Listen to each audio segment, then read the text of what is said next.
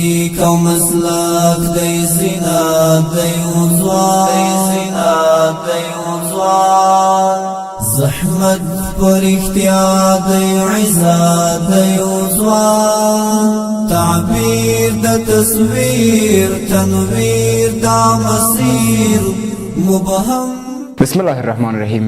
د سلام په وړاندې کولو سره د تخنیکی او مسلکي زده کړو ملي ادارې د ماښام اوه بجو خبري ټولګې ته ښه راغلاست.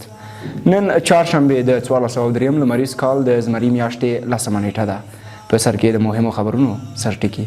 د چارو ادارې مسؤلینو د میدان وردګو ولایت د تخنیکی او مسلکي زده کړو امریت له مسؤلینو سره غونډه ترسره کړه او د 1403 کال کانکور ازموینې د ممتازو زده کوونکو د ستاینې په مراسمو کې د تخنیکی او مسلکي زده کړو ملي ادارې سرپرست ګډون وکړ. زه مرتضی احمدی یم. د خبرونو پیل د چارو ادارې مسؤلینو د میدان وردګو ولایت د تخنیکی او مسلکي زده کړو امریت له مسؤلینو سره وکتل.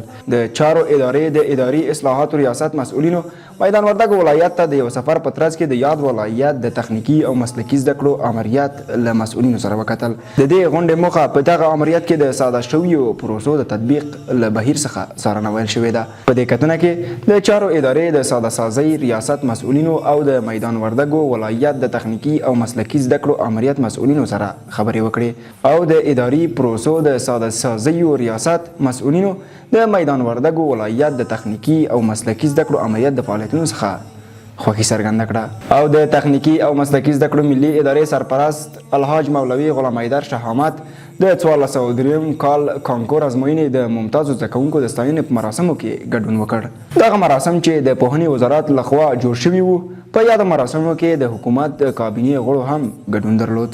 یاد پروګرام د کانکور ازموینې ممتازو زده کوونکو ته د ستاینلیکونو او ډالیو په ورکولو سره پای ته ورسید. د نن ورځې خبري ټولګه همدلته پای ته رسیږي. تر بیا چې زه مرتضی احمدي ستاسو درانه چوپړ ته حاضرېږم. تاسو ټول په لوی او بخښونکي خدای سپارم. الله مو مال شه.